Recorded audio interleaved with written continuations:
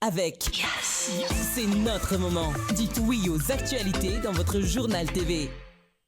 Fianambidy telopolo isanjato hatramin'ny fitopolo isanjato ho an'ireo entana fan série manomboka ny iray hatramin'ny telopolo jona.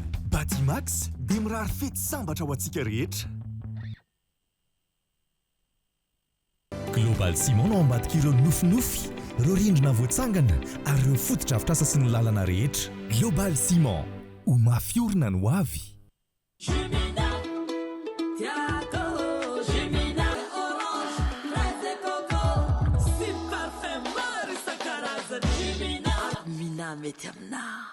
Manolotra ho anao ny vaovao. Partout où vous êtes, étudiez depuis chez vous. Prime vous présente ny vaovao.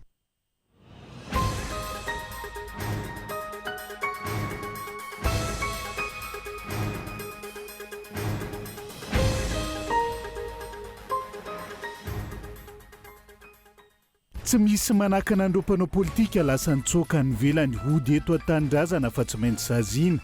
Araka ny lalàna izay nangalatra ny harem-pirenena ho ny filohan'ny fanavaozana manoloana ny fehi-kevitra navoaka ny SADC.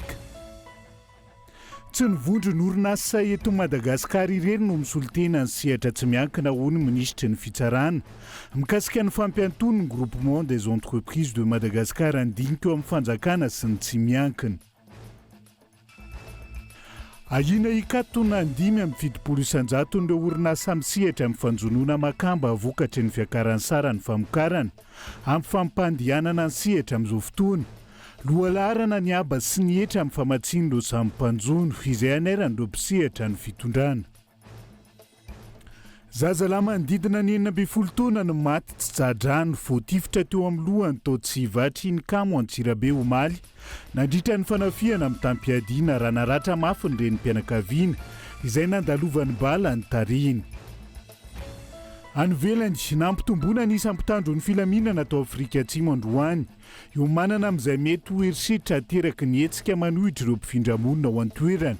Ireto faran'izay ampangany ireo teratany Afrikanina Tatsimo mampitombo ny olana ara-tsosialy sy ara-toekarina.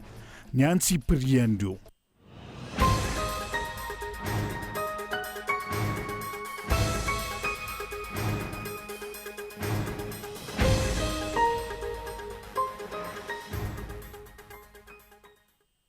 Isorana trany ianao tsy misaraka amin'ny fitalavitra kolo amin'izao oro izao tonga sofa atao anaty fotoana ny fampilalamba avao manasa anao avy hatrany anaraka ny antsipirian'izay hoentsika manokatra ny fiarahana.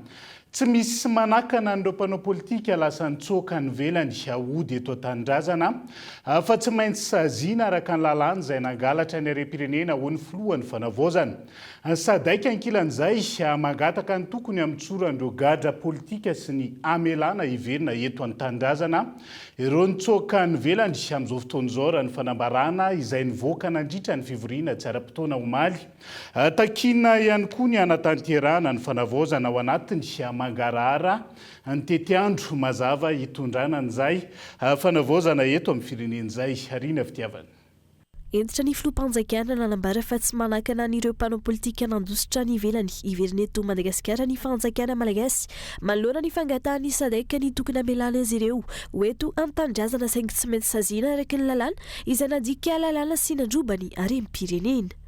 Tsisy olona nanenjika mpanao politika teto. Fanjavatra nisy teto raha ny asa nataon'ny fitsarana ny fahitako azy dia olona nangalatra nanodikodina volam-panjakana nampahantra an'ity firenena ty nivarotra ny harem-pirenena no enjeny fanjakana ary ireo olona reo ny tsy nenjena fa izy no nitsoky ary matoa izy nitsoka misy raha tsy nataony eto tsy manakana anjareo iverina anie zany fa ny fanjakana malagasy dia manenjika ny olona izay nanodikodina volam-pirenena sy harem-pirenena. Momba ny resaka fanatanterana ny fikonan-dom-pirenena na itsy ny filohan'ny fanavaozana fanatokana ho an'ny malagasy irery ihany ny dinika nasionaly fa tsy misy idirany any ivelany. Ny inklusivité dia ny fampandraisana anjara ny rehetrarehetra eto Madagasikara. Ny fampandraisana anjara ny vehivavy, ny ireo manana ny fahasembanana, ireo fikambanana, ireo tontolo ambanivohitra, dia ny parti politika rehetra tsy ankanavaka eny fa na ny mpanohitra azy. Ny mpanohitra rehetra dia andray anjara amin'io fikonan-dom-pirenena io. fa saingy kosa ny tsara faritako eto dia natokana ho an'ny malagasy io fotoana andeam-pirenena ao fa tsy ho an'olona avy any ivelany, tsy ho an'olona tsy malagasy. Mazava angamba tiako tenenina amin'izay malagasy no mandray anjara amin'io fa tsisy olona izay eritreretina efa tsy malagasy no mbola handray anjara amin'io. Tahaka ireny ny faneho-kevitry ny filohan'ny fanavozana ny Repoblika taorian'ny fivoahan'ny tatitry ny fivoriana tsy ara-potoana nataon'ny SADC omaly.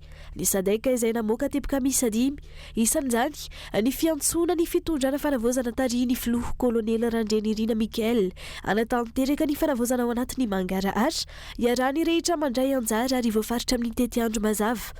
Takina ihany koa ny amoahana ireo gadra politika sy famerenana an'ireo nitsoaka ny ivelany eto an-tanindrazana. No amafisy ny SADC ny mahazava-dehibe ny tany-tandalana ka tokony amerenana ny fanavozana araka ny lalam-pandrenana ary hitarika amin'ny fametrahana governemanta voafidy amin'ny fomba demokratika manaja ny safidin'ny vahoaka malagasy. Nampatsiahy izy ireo fa ilaina ny fanaovana dinika nasionaly andraisan'ny malagasy sy ny ankolafika rehetra anjara anamafisana ny fampiavana ny pirenena sy ny fanajana ny lalam-pandrenana mandritra ny vanim-potoana tetezamita. No alavena ny andraikitry ny vaomera ny olobe anaramaso sy anohana ny fampiavana ny pirenena, ny fanavozana ny rafitra fividianana, ny fitsapakevim-bahoaka ary ny fividianana solombavam-bahoaka ho avy. Tapaka ihany koa fa atsangany eto Antananarivo ny birao ny SADC anaramaso sy andrindra ireo dingana rehetra. Nanazava ihany koa ny Praiministra manoloana ny fangatahany SADC ny tokony amoahana ireo gadra politika voatazana amponja noho ny fandikan-dalàna no misy eto amintsika fa tsy gadra politika. Tiana mariana eto tsy misy gadra politika zany eto. Nanao fandikan-dalàna daholo ny olona migadra eto Madagasikara satria mahaleo tena ny fitsarana malagasy tsy mitsabatsabaka amin'izany ny gouvernemanta. Dia aoka zany izay olona nandika lalàna hiatrika amin'ny fitsarana io fa tsy misy gadra politika eto Madagasikara. Ny calendrier-mentsika ny SADC dia ho tanterahana zany hoe ho tapitra amin'ny Desambra 7 izao fanavozana izao. Amin'izay fotoana izay zany efa tokony voafidy ny filoham-pirenena tena hitondra ny Madagasikara aorian'ny fanavozana. Tsy ohatran'io tsika. Ankoatra ny fandiniana ny toedraray eto Madagasikara, no resahana nandritra ny fivoriam-be tsy ara-potoan'ny SADC ihany koa ny fiparitahan'ny valana aretina Ebola ao atsinana ny RD Congo izay nametrahana izy ireo ayaika tokony ametrahana fepetra aingana ifezana izany. Nanatrika izao fivoriam-be tsy ara-potoan'ny SADC tamin'ny alalan'ny visioconférence izao ireo filoha-mpanjakana sy solitenan'ireo firenena miisa 400 ao anatin'ny SADC ka isan'ny nandray anjara tamin'izay ny filohan'ny fanavozana ny Repoblika kolonely Randrianirina Mikael. Ao anatin'ity fehi-kevitra navoaka ny SADC mahabe resaka ity hatrany. Tsy azo ekena ny fomba fanao teo aloha ka tsy maintsy fongorina ny tsy maty manota eto amin'ny firenena ho ny mpahalalana. Nitondra ny fanehoan-keviny Androany eo anatrehan'izay fanambarana nataon'ny SADC izay. Ilaina ny fanamafisana ny fifandraisana ara-diplomatika fa ho an'ny tombotsoa ny firenena malagasy irosona amin'ny fampandrosoana tena izy ihany koa rina fitiavana. Manoloana ny fanambarana ny SADC amin'ny fangatahan'izy ireo ny hamoahana ny gadra politika sy ny famerenana ireo lasan-tsoka any ivelany taorian'ny tolom-bahoaka 520. Fotoana izao hanehoan'ny fitsarana malagasy ny fahaleovantenany amin'ny fandraisana fanapahan-kevitra fa tsy voapaiko ny resaka politika. Tsy azo ekena ny fisian'ny tsy maty manota ka takina ny hampiarana ny sazy ho any izay nandika lalàna hampanjakana ny tany tandalàna. Anjaran'ny SADC ny tokony hilaza izay gadra politika hitany rehefa tonga eto Madagasikara izy ireo raha ny faneho-kevitra. Le teneniny hoe ijery fotony izy ny fomba fiarah-miasa fa izy anara-maso akaiky mba tsy hoe rehefa mandalo zay vao mahazo vaovao. Dia io koa zany ataoko hoe be dia be ny olona mihaino radio io mpandehanana makaty io anaty tomobile dia hoe tsy ilayntsika zany SADC zany alao miala. Ny anahy ny hevitra dia hoe alao mihitsy izy hipetraka eto dia miresaka amintsika eto isan'andro dia mahita ny zava-misy eto isan'andro. Fa tsy le mandalo dia miserana manao mission dia manao tatitra. Anisana nahirana andreo SADC ireo le resaka hoe concertation nationale ny hemitra.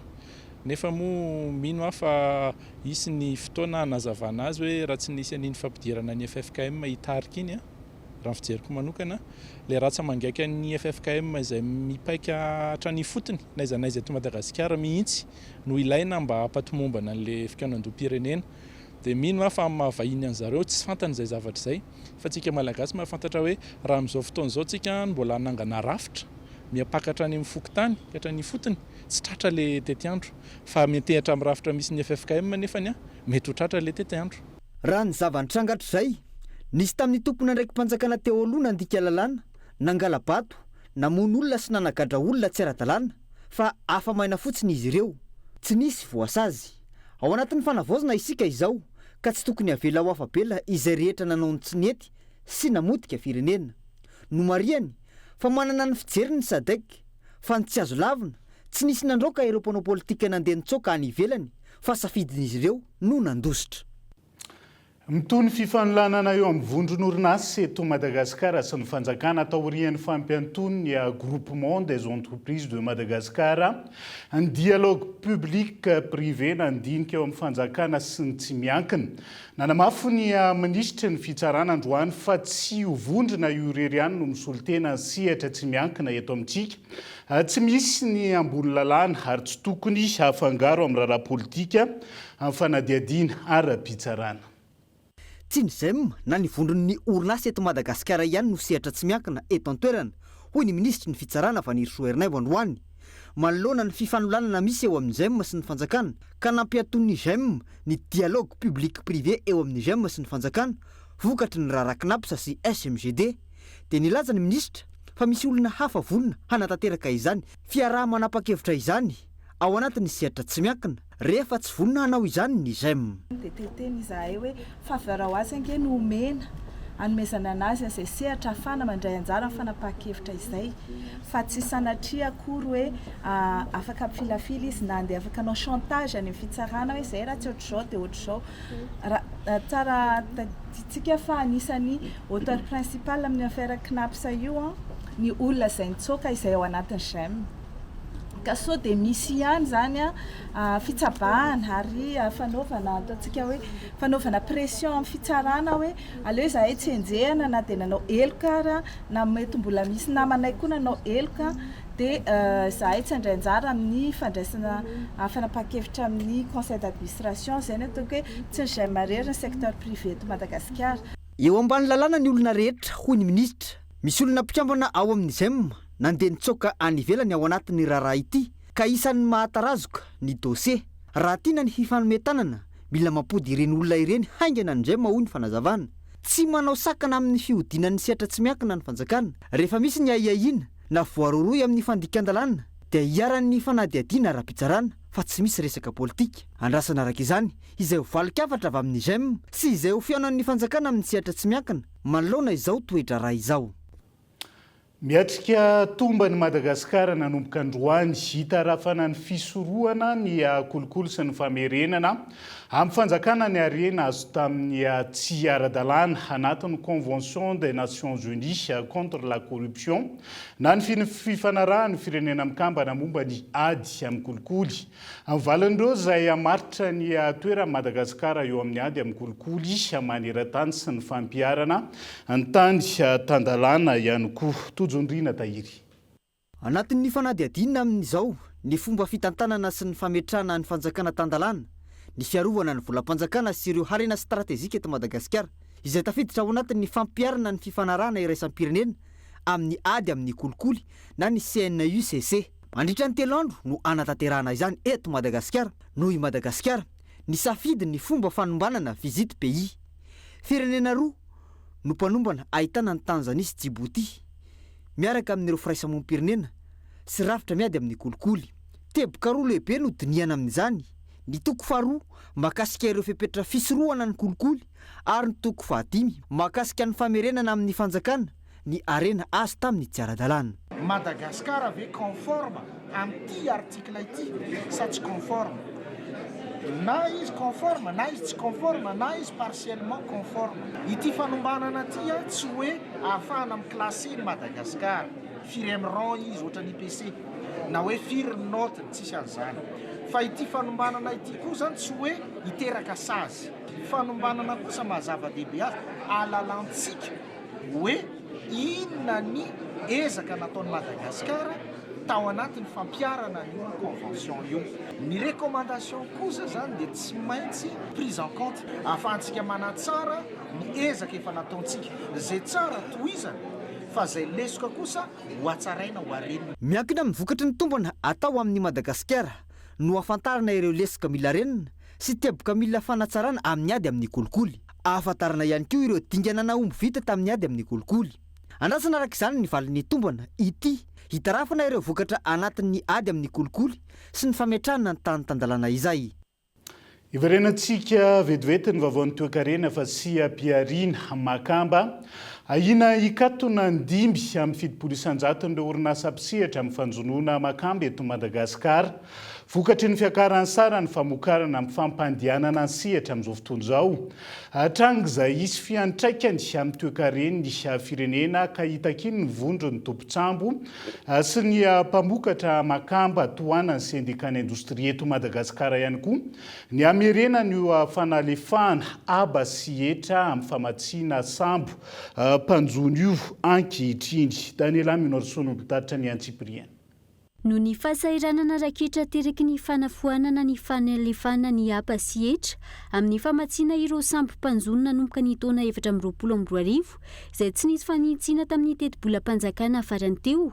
Asa mivantana sy ankolaka misa 3,000 no ahina overy tandidomindoza ihany koa ny vola miditra avy amin'ny fanondranana Makamba mitetina 220 tapitrisa euro isan-taona ary ahina hiatrika fantrana lalina ihany koa ireo vondrom-piaramonina marefo any morontsiraka i Madagasikara raha tsy misy ny fepetra raisy ny fanjakana mikasika ny fanafoana ny oetra midangana alaina amin'ny famatsiana sambo mpanjono io raha ny fanambarany sy manany sendikany indostria eto Madagasikara. Ankoatra izany, midangana ihany koa ny sara ny fahazona licence de pêche na ny fahazon-dalana anjono ka mampihena anisan'ny sambo miasa sy ireo mpiantsehatra amin'ny jono Makamba eto Madagasikara. Agny 60 millions agny zegny ny licence ny vedety madinika raiky lafo be.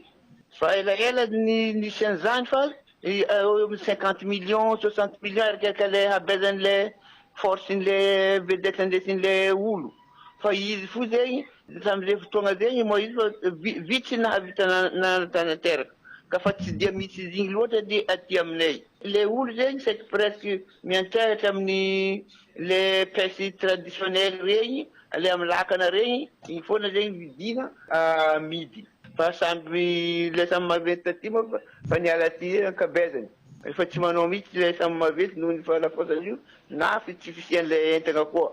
Pêche de l'os be zany le orinasa maventy indrindra teto nanao an'izy io nefa izy angamba matoa izy niala angamba mety fa tsy rentable le raha. Amin'izao toe-javatra iainan'ny Madagasikara izao, lara-pamiana ny fampidirana vola ao anatin'ny kitapom-bola-panjakana amin'ny alalan'ny etra ho ny baitoekarena.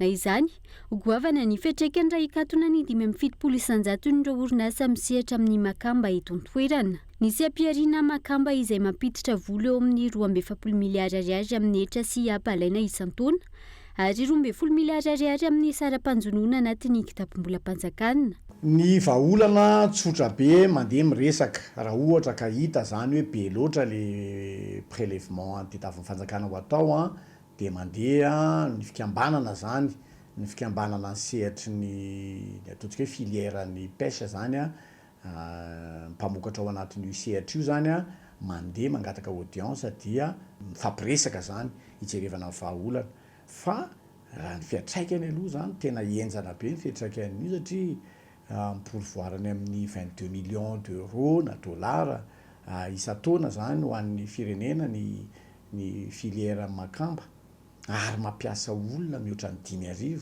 manerana Madagasikara ka raha izay fotsiny zany ataontsika hoe simba dia misy ataontsika hoe fiantraikany mivantana sy fiantraikany ankolaka.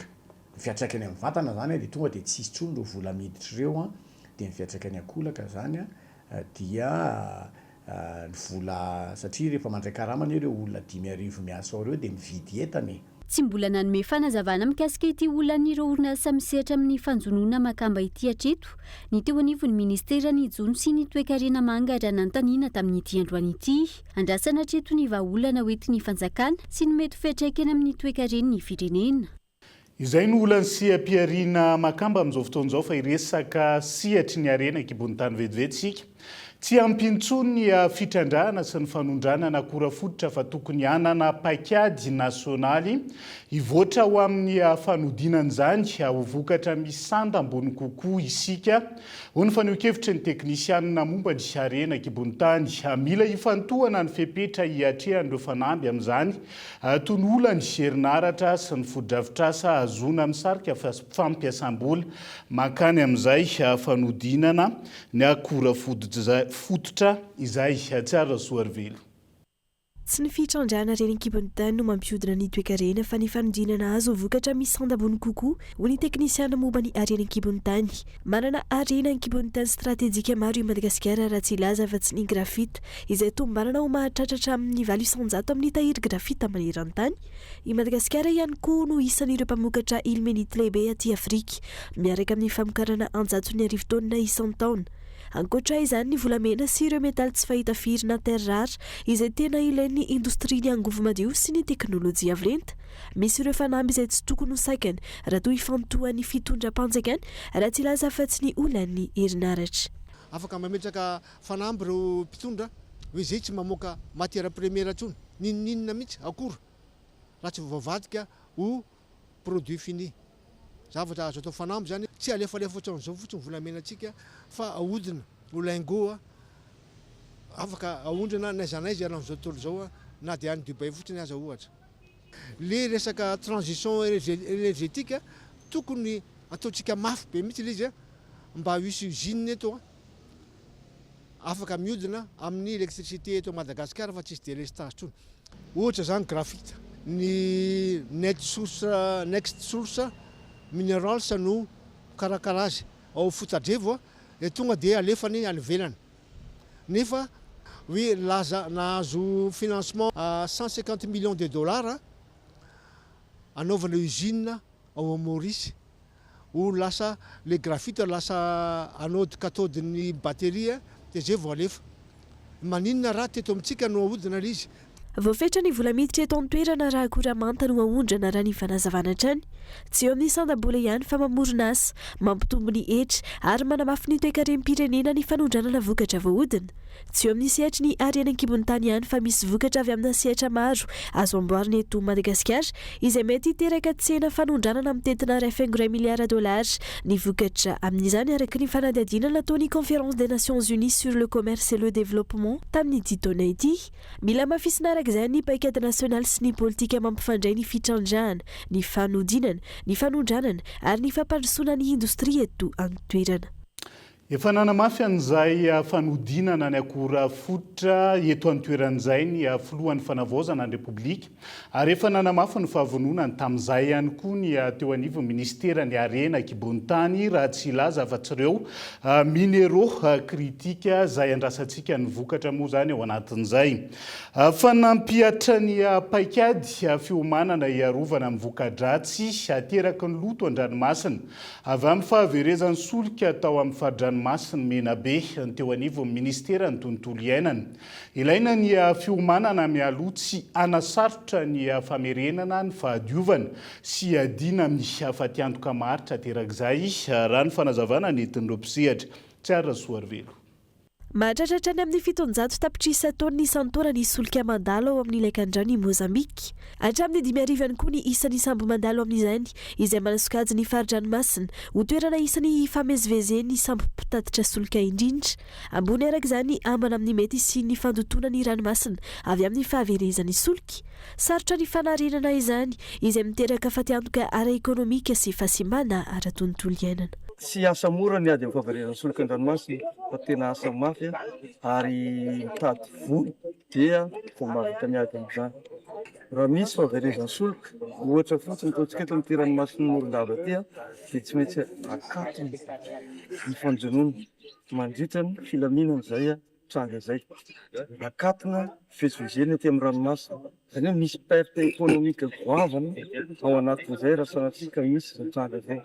Misy ihany koa ny perte environnementale tena goavana satria raha misy air marine protégé zao eto misy mangrove dia amam-polo taonany tafarina raha tazan'ny fahaverezan'ny solika ny ranomasina izay. Ka tena mila miomana foana isika satria ny loza tsy miteny loloza tsy manambara antony iray ilana ny fiomanana mialoka nisy ny fampiarana ny paikady fiomanana tao amin'ny faridranomasina tao menabe nandritra ny fandalovan'ny ministry ny tontolo iainana any an-toerana raha tsy mangaika natao hiatrika mivantana ny fisoroana sy ny ady amin'ny fandotona ny ranomasina avy amin'ny solika ny OLEP na ny organe de lutte contre l'événement de pollution marine par les hydrocarbures en mer. Hitatsika taboany dia ny dédoublement ny barrage pointina miady amin'ny sisy ranomasina rehefa avy eo a manao ny extraction dia supporter hoe vocabulaire parikana zay. Manana faridranomasina midadasika ivony fifandraisana ara-barotra iraisam-pireneny sy mitahiry harena voajanahary maro iankina ny fiarina samihafa i Madagasikara. Raisin'ny ministera ny tontolo iainana ho lara-pahamehana araka izany ny fiarovana azy noho izy miantoka ny fampiodinana sy ny fampiroboroboana ny toe-karena manga. Vavaon'ny fahasalamana vetivety nanamafy ny fiomanana amin'ny valinaretina sy ny fanomezana tolotra ara-pahasalamana fototra teto Madagasikara ny tetikasa PPSB izay ny farana androany ny arahana tamin'ny OMS sy ny banky raisam-pirenena. Nampiavaka ny PPSB tafaray ny fomba fiasa mampifandray ny fahasalaman'ny olona amin'ny biby ary ny tontolo iainana ihany koa. Laza ny tompon'andraikitra fa zava-dehibe ny vokatra azo izay anampy amin'ny fahavononana amin'ny fiatrehana valanaretina mety iseho amin'ny ho avy sy hanatsara ny kalitaon'ny fitsaboana eny amin'ny tobim-pahasalamana fototra. Ny tetikasa izay nanampibetsaka tamin'ny fanamafisana ny fanatsarana ny rafitra sy ny fahaiza-manao amin'ny tolotra ara-pahasalamana teto Madagasikara. Dia izay ihany koa no entintsika manakatona ny tapany voalohany fampalalam-baovao amin'ity ality aza misaraka aminay rehefa avy eo ny tapany faharoa.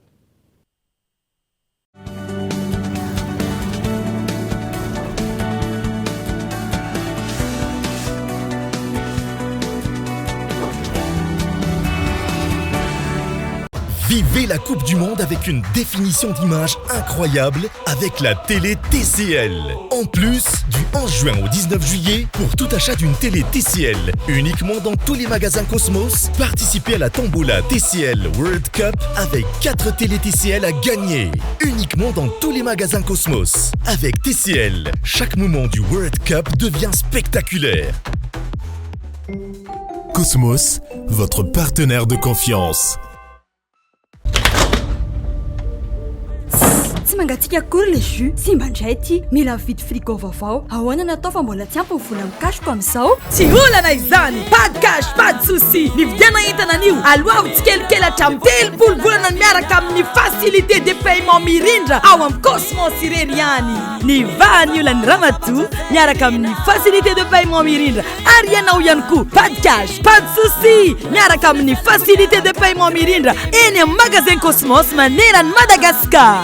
Azadine miaraka amin'ny facilité de paiement mirindra tsy olana nisy fananam-bola eno eo mividiana entana an'io ary aloha tsikelikely mandritra ny 3 volana miaraka amin'ny mirindra tanteraka ny fikasanao.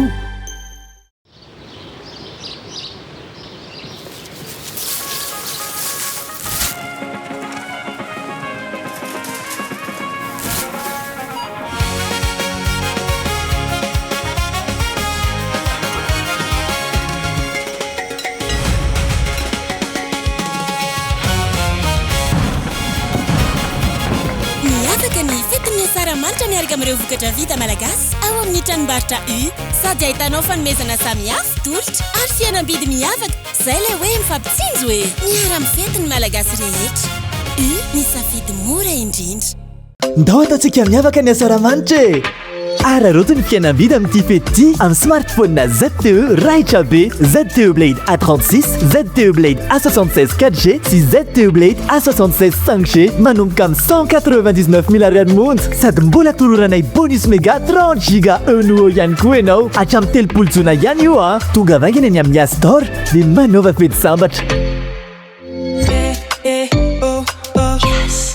Vibrez au cœur de la Coupe du Monde avec les télé Hisense, sponsor officiel de la Coupe du Monde 2026. Du 11 juin au 19 juillet, prix spécial Coupe du Monde, uniquement dans tous les magasins Cosmos, sur une gamme de modèles avec des remises allant jusqu'à 17%. Hisense, innover pour une vie meilleure. Cosmos, votre partenaire de confiance. Coucou Angie. Coucou. historien letranareo kosa ki tena jay merci Benjia. Ina tena tsy azo takamabla mihitsy tena n'olo jiro sy karota ato fa dans le rouge un budget zao mandalova Batimax promo be volana juillet manontolo cliqueo tsy liantsinge asaramanitra miavaka fienambidy 5,000 isanjato be zao ho an'ny sanitaire sy carnage ary luminaire fienambidy 10 isanjato kosa ny amin'ireo kojakoja sy fitaovana ilaina amin'ny fanorenana fienambidy 3 isanjato hatramin'ny 7 isanjato ho an'ireo entana fin de série manomboka ny iray hatramin'ny 3 jona Batimax dia mirary fety sambatra ho antsika rehetra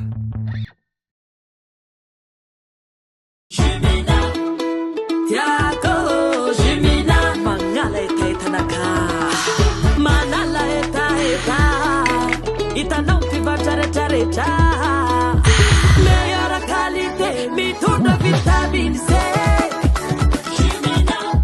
ny goût-tegna naturel tsy pirate fa tegna réel parfait orange fraise et coco sy parfait maro isan-karazany avy agny erope amle tegna tope mina mety aminao UPRIM, Université privée de Madagascar. La formation à distance de l'UPRIM, pratique, fiable, efficace. Étudiez à votre rythme, où que vous soyez et quand vous voulez. Vous êtes en quête d'une promotion professionnelle? Vous êtes fonctionnaire visant un reclassement? Vous pouvez travailler et étudier en même temps pour viser votre diplôme à travers le téléenseignement de l'UPRIM. Licence et Master 2.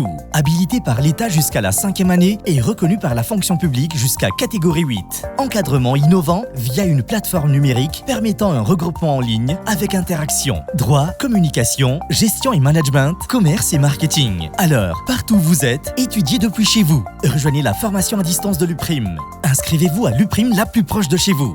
L'inscription peut se faire également à distance. Contact 020 85 215 03 034 11 215 08. Investissez dans une valeur sûre. Choisissez UPRIM.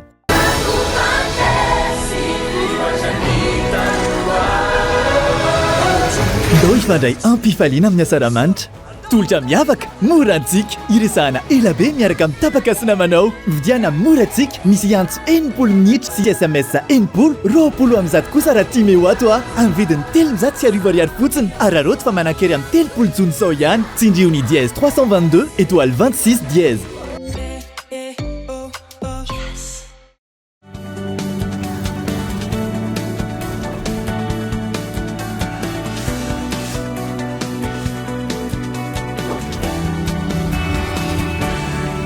Anoizatsika ny tapany faharoa amin'ny fampalalam-bavao amin'ity alay ity.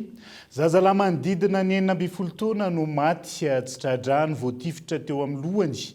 Renim-pianakaviany iray naratra mafy teo amin'ny tarehiny rehefa nolalovany bala nandritra ny fanafiam-piadiana. Fanafian-jolahy amin'ny tampiadiana tao tsy vatriny kamo Antsirabe Omaly. Araka ny fanadiadiana avy nivarotra monjy fodiana ny renim-pianakaviana no narahana jolahy miisa roa tamin'ny kodiaran-droa. Tafiditra ankeriny tao an-tokotany ireo jolahy ka raikitra ny fanafiana ary vola ray arona no lasan'ireo jolahy nandritra izay fanafiana tany an-toeran'izay. Andrinirina Randriamiarosokolo Antsirabe. Tokatrano iray no nisy nanafika tetỳ amin'ny fokotany tsy vatrinkamo atao anatin'ny commune Ambonivohitra Antsirabe ny alatsinainy 27 volana Jona 2024 lasa teo tokony ho tamin'ny 9 sasany ariva teo eo. Renim-pianakaviana iray nandeha fiara hamonjy fodiana avy nivarotra no narahana jolahy miisa roa tamin'ny kitoeran-droa ka noho ny avy eo dia tafiditra tao an-tokotanin'io renim-pianakaviana io ireo jolahy miisa roa eo ary nitifitra avy hatrany ka nahafaty zazalahy kely iray manodidina ny 90 taona izay voatifitra teo amin'ny lohany ary ilay renim-pianakaviana no lalovany bala teo amin'ny tarehany ka naratra mafy. Raha lohany bavao azo tetỳ atoerana dia olona efatra ny tao amin'ity tokatrano ity nandritra io fotoana ny fanafiana io nisy an'ilay tovolahy kely 90 taona izay notomandry sy ilay renim-pianakaviana ary mpanampy vavy kilasy mandry iray sy mpiambiny iray. Fantatra ihany koa fa misy caméra de surveillance tao amin'ity toerana ity saingy tsy nandeha noho ny vatapahany herinaratra tetỳ atoerana izay nisy nanapaka ny traribe miisa roa izay nitondra ny herinaratra tamin'ny andro jiro makao amin'ity tokatrano ity ka teo no nanaovan'ireo jolahy ny asaratsiny. Zavatra nisy zany tamin'ny maly ariva dia tamin'ny enina sasany teo mbola be nandalo aza ny olona mody avy any an-tsena mbola betsabetsaka olona fa tsisy mahalala hoe inona zava-miseho satria niditra tany an-tokotany zareo. Vita zany ny action vao tafavoaka anay dia tsy hoe nisy pobasy moa zany dia niara-niditra tao tokotany tao nijery ny zava-misy dia indroa no henoko tao tokotany aloha zany no fahenona fa tsy tany an-trano. Zavatra tsikaritra aloha zany dia ny filana ny jiramaty iny sy naka io anankidimy io zany dia 3 dia efa nampiakatra tamin'ny jirama moa fa ny jirama efa ariva vao nanamboatra azy dia tsy nandeha zany ny jiro tamin'ity ampita avaratra ity. Zavatra farany aloha zany zao dia maty nisy maty anankiray dia naratra moa zany madama Ianta le tompony le resaka dépôt ana boisson alcoolique dia ohatrany efa mba coupe préparé ihany izy ity satria fakomary dia efa nisy nanapaka ny jiro le makao amin'ny trano zareo io zany hoe famefenan'ny fahazavana aloha ny anankiray dia ny anankiray le resaka caméra de surveillance zany tsy nandeha tsony dia afaka nanao zay nataony tao zareo. Hatreto dia tsy mbola fantatra mazava ny zavaniseho nandritra ity fanafiana amin'ny tapediny izay niseho teto amin'ny fokotany tsy vatry ny kamo ity fa efa tonga tetỳ atoerana ireo mpitandro filaminana nanao ny fanadihadiana rehetra ary ireo fianakaviana izay nitrangany fanafiana dia ny safidiny tsy resaka taminay mpanao gazety. Tsy voafaritra mazava ihany koa ny vola azon'ireo jolahy nandritra io fanafiana amin'ny tapediny io fa fantatra fa isy vola tamina harona lehibe iray izay azon'ireo jolahy ireo ary mbola nisy harona iray hafa ihany koa izay taraiky ka rehefa nisaina miaraka tamin'ireo mpitandro filaminana ny vola tao anatiny dia nitetina 520 tapitrisa ariary raha ny nambarany lehibe pokotany izay nanatry maso. Dia zavatra very zavatra nahagaga aloha dia zao tonga tao zay dia izy mianaka moa zany efa niavakena tany amin'ny hôpitaly fa nisy vola tamin'ny harona tao zay no tratranay dia rehefa niresaka tao moa nantsony polisy teo dia nisaina le vola dia disinisy ihany le vola satria natratra 65 millions d'ariary ny tao fa rehefa kelikely teo dia nisy olona fankalala amin'ny zareo ireo dia hoe io tsy io vola tsy io rery ozy izy ny vola teo fa nisy hafa tamin'ny harona mavomavo dia zay ny lasan'le olona. Araka izany dia mbola ao anatin'ny fanadihadiana tanteraka ny mpitandro filaminana amin'izao fotoana izao mahakasika ity trangana fanafiana amin'ny tapedina dia ity amin'ny fokotany tsy vatry ny kamo atao anatin'ny komina Ambonivohitra Antsirabe ity izay nahafatesana tovolahy kely iray manodidina ny 40 taona izay fantatra fa hiatrika fanadina mpanjakana BEPC amin'ny herinandro io tovolahy kely izay notomandro io. Ao anatin'izay fanafiana amin'ny tapiadina nahafatesana olona izay hatrany fanitranga tany Toamasina efa nisy ny olona voasambotra nandray anjara mivantana sy mpaniraka ilay fanafiana izay nahafatesana ilay zaza 12 taona ny farany herinandro teo tao Mangarivotra. Efa mandeha ny fanadihadiana azy ireo amin'izao fotoana ary atolotra ny fampanohavana ny raharaha orian'izay. Mbola eo am-pikarohana ny mahakasika an'ilay fandrobana olona tao Ambolimadinika Omaly izay nahaverezana vola 4 tapitrisa ariary. Isan'ny fepetra raisina hamerenana ny filaminana raha ny fanambarana izay nataony OMC Toamasina. Andoharahantsika izay efa nampanazavana izay. Misy ny famoahana an'ireo mpitandro filaminana izay ho hitantsika mandehandeha manodidina ny tanàna eny ary afaka atontsika raha sendra misy tranga sy fandriam-pahalemana manodidina antsika any. Dia ny anentanana antsika ihany koa aoka reny mpitandro filaminana aloha no antonona voalohany mba hahafahanay mandray andraikitra malaky hisorohana an'ilay tsy fandriam-pahalemana.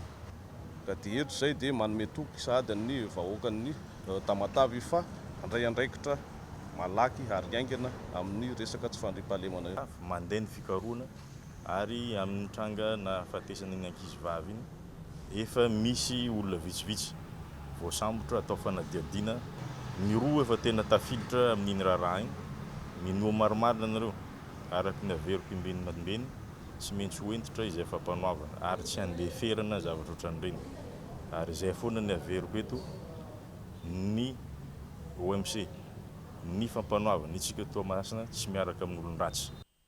Lafomba vao afo fa andalam-pahavitana ny fanarenan'ireo CSB rova tsy ny AFD vola eo ambany fitantana ny tetikasa Zescode ao Mahajanga amin'izao fotoana izao. 3 volana ny faharetany asa ka isany voakasika izany ao amin'ny CSB Mahavoky avaratra Christian Andriamieri no mitatitra ny Antsipriana.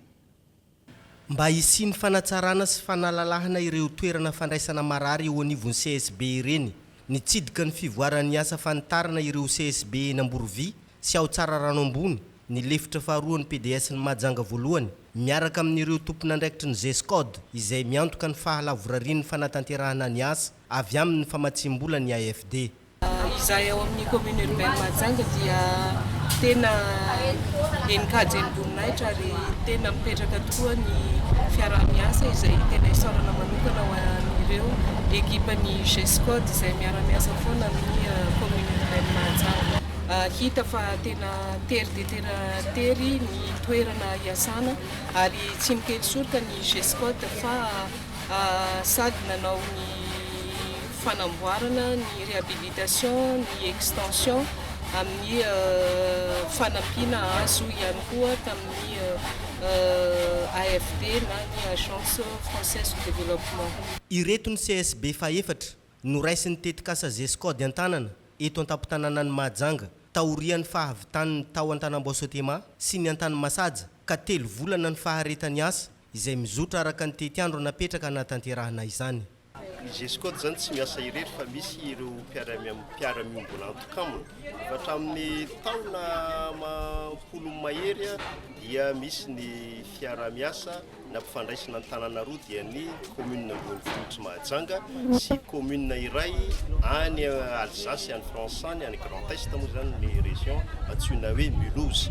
Ireo commune roa zany dia efa mifandray nampifandraisana GESCOD fiara-miasa nandritra fotoana maro. Ka tamin'ny taona lasa izay dia nampidirina tetikasa ity antsoina hoe projet santé et environnement dia amin'ny alalan'izay no nahafahana nahazo ny fanampiana famatsim-bola avy amin'ny AFD na Agence Française de Développement. Nahafahantsika nanampidosa tetikasa maro tamin'ny sehatry ny fahasalamana voatanisa teo moa zany ny fanatsarana sy fanavaozana ny CSB Sodema ary ny CSB koa volaza madame vice-PDS teo. Mankasitraka ny fahamatoran'ny fiaraha-miasa misy eo amin'ny commune sy ny GESCOD ry zareo eo anivon'ny fahasalamam-bahoaka SDSP ny Mahajanga voalohany. Ny izay moa dia ny teninay dia kojakoja an'ireo atao hoe fitaovana sy ny CSB ny foto-drafitrasa izay ny réhabilitena sy ataoko hoe nasiana fanampina n'ireo efitrano dia hiezaka ary izay ny anjara asa hikojakoja n'ireo trano ireo satria fananana izy ireo fananany vahoaka mametraka fisaorana ho an'ny commune urbaine Mahajanga mametraka fisaorana ho an'ny GESCOD izay mijery hatrany efa maromaro ny ataoko hoe fanomezana fanampiana nomeny GESCOD ho an'ireo CSB ireo raha tsy teny afa-tsy kids de délestage eo ny réhabilitation ireo CSB anankiroa eo ny an-tany Masaja eo ny CSB an-tanam-Boasortima efa nisy fiara-miasa daholo ary isaorana hatrany. Fitsinjovana ny maha-olona hatrany no imasony GESCOD eo anatrehan'ireo tetikasa iandreketany iarahan'ny miasa amin'ny commune Ambonivohitra Mahajanga izay miantoka amin'ny sehitry ny fahasalamana sy ny tontolo iainana. Ny CSB Mahavoky Avaratra no tetikasa fanarenana manaraka iarahan'ny rotonta manantanteraka izay anomboka tsy ho ela. Isan'ny toeram-pisakafoana vaovao be havanana amin'ireo karazana sakafo maro indrindra amin'ny fruits de mer ny restaurant lounge bar La Terrasse eo Mahajanga be. Maro ny mampiavaka ny toerana ka afa-po avokoa izay nandalo tany any toerana. Andao arahantsika ny antsiprian'izay. Isan'ny toerana pisakafoanana vaovao be nefa efa manana ny lazany sahady noho ny hatsarany kalitao tolotra ny sakafo ary ny fandraisana ny mpanjifa ao aminy ny restaurant lounge bar La Terrasse ao Mahajanga be. Zahay zany dia manao ny cuisine rehetrarehetra maneran-tany tena spécialité anay zany dia ny fruits de mer. Manana ato manokana ny restaurant La Terrasse amin'ny fikarakarana sy ny fitehirizana ny fruits de mer sy ny viandy isan-karazany. Mandray ny événement rehetra ny La Terrasse ao Mahajanga be ary manao service traiteur ihany koa izy ireo. Ka fanomezana fahafampony mpanjifa dia misokatra manomboka amin'ny 7 ora maraina ny restaurant lounge bar La Terrasse. Ato amin'ny restaurant zany dia misokatra aloha amin'ny 7 ora maraina ka hatramin'ny 4 ora alina. Misy ny petit déjeuner efa voahomana ho an'ny rehetrarehetra, misy ny petit déjeuner gasy, petit déjeuner frantsay ary misy ireo karazana snack ihany koa. Sinon manomboka ny déjeuner amin'ny 1:30 sasany manomboka ny service ary tsy mijanona raha tsy amin'ny 10 alina. Misy ny snack, ny salade, plat volaille, poisson et crustacés, misy ny viande rouge, misy ny plat malagasy dia misy koa ny karazana pizza. dia ny desera isan-karazany isaky ny zoma arivo zay manomboka amin'ny 7 ariva dia mikarakara animation musicale moa no fiantsonay azy a, zany hoe misy mpanakanto hira malefaka tsy mitabataba be fa juste natao anatsara fotsiny ny bien-être ny client zay tonga ato aminay. Natao an'olon-drehetra tsakanavaka araka izany ao amin'ny la terrasse ary efa misy sahady ny client fidèle. Je suis venu avec ma compagne, je suis venu avec des amis, je suis venu avec la famille et à chaque fois j'ai toujours eu une bonne expérience, des mets bien cuisinés avec amour. On sent qu'il y a du professionnalisme quand même derrière ce restaurant, quoi. Cette cuisine. Ny restaurant Londribara La Terrasse dia faly foana mandray ny olona rehetrarehetra amin'ny lafy valon'nosy na ny avy any ampita koa ny olona eto toerana eto Mahajanga sy ny any ivelany na ireo mpanao vacances tonga dia faly ary manantena ny atongavanareo na dia vao 2 mois mahery ary zay ny sokatra dia efa manomboka fatapatatry ny olona ary miezaka ihany koa ampafantatra ny fisinay dia manantena ny fahatongavan'ny tsirairay. Tongava ary favonina indray anao ny ekipan'ny restaurant Londribara La Terrasse izay hitanao eo anilany vita foam ao Majunga be raha mila fanazavana fanampiny dia antony 038 54 811 07. Ireto indray no vaovaon'ny songadina atao amin'ny page Facebook ny vaovaon'ny Kolo TV tamin'ity androan'ity.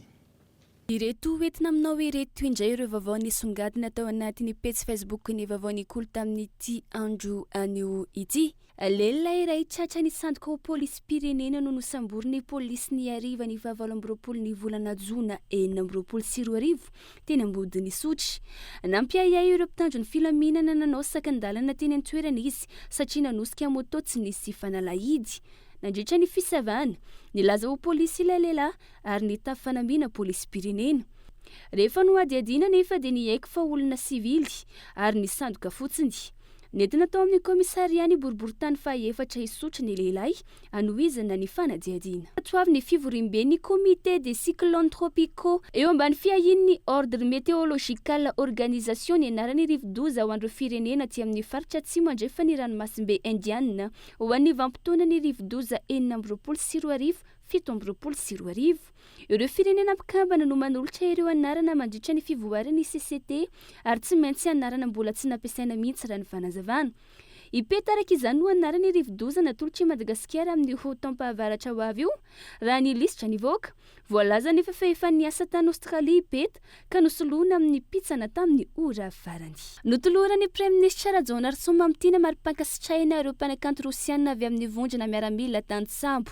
Omaly alatsinainty taoriny nisy ora kolotsaina nataony izy ireo tetsy amin'ny Kianjabe ny Mahamasina ny 20 ny volana Jona lasa teo. Ireo hetsika ara-javakanto ireo izay tafiditra amin'ny fanamafisana ny firaisankina ny firenena rotota raha ny fanazavana. Any ivelany lehilahy iray no nosamboriny polisy misahana ny iady amin'ny asa fampiororona voapanga ho nanangona olona lefa iady miaraka amin'ny tafika rosiana amin'ny iady any Ukraine nisy araky ny nitota taratasy ara-pitsarana no tanisen'ny AFP. 13 taona ilay lehilahy voasambotra atratra teo ampanaterana olona no kasaina andeha ho an'ny Rosia amin'ny alalan'ny Afrika Atsimo olona io. Hita teny amin'ny visa elektronika rosiana sy ireo taratasy fanamafisana famandriana trano fandraisam-bahiny. Voalaza fa olona 5 no efa nokaramaindy mba hanao sony fifanarahana irotsahana ao amin'ny tafika rosiana andray anjara amin'ny ady any Ukraine. Maresaka iraisam-pirenena vetivety nampitomboana ny isampitandro ny filaminana manerana ny Afrika Atsimo androany io manana amin'izay mety ho erisetra teraky ny hetsika manohitra ireo mpifindra-monina. Olona manodidina ny 5,400 no voalaza fa voatery nandao ny toeram-ponena no nitahotra sy nitsindry mahazo azy ireo. Ampaingan'ireo mpanao fihetsiketsehana ho maka ny asa tokony ho an'ny teratany Afrikana tatsimo ireo mpifindra-monina ireo ary lazaina ihany koa fa mampitombo ny olana ara-tsosialy sy ara-toekarena ka antony fanoherana. Malona ny toedrara no amafisy manam-pahefana ny fepetra fiarovana isorohana ny fifandonana sy antohana ny filaminam-bahoaka andy antoerana. Tapitra treo ihany koa ny fiarahantsika ny tiality ankasitrahany ianao nanaraka ny fampalalam-baovao hatramin'ny farany. Manapitafa ho amin'ny raha-pitondray veloma tompoko.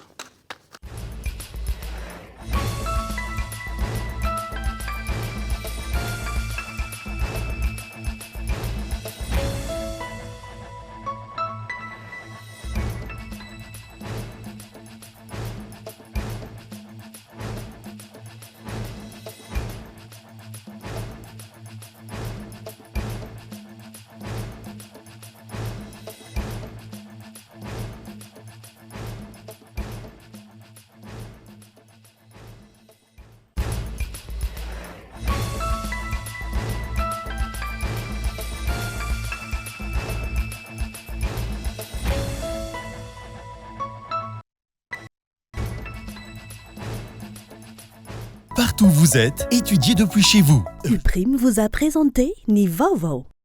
Fianambidy telopolo isanjato hatramin'ny fitopolo isanjato ho an'ireo entana fin de série manomboka ny iray hatramin'ny telopolo jona. Batimax dia mirary fety sambatra ho antsika rehetra. Global Ciment no ambadika ireo nofinofy, ireo rindrina voatsangana ary ireo fotodrafitrasa sy ny lalana rehetra. Global Ciment, ho mafiorina no avy.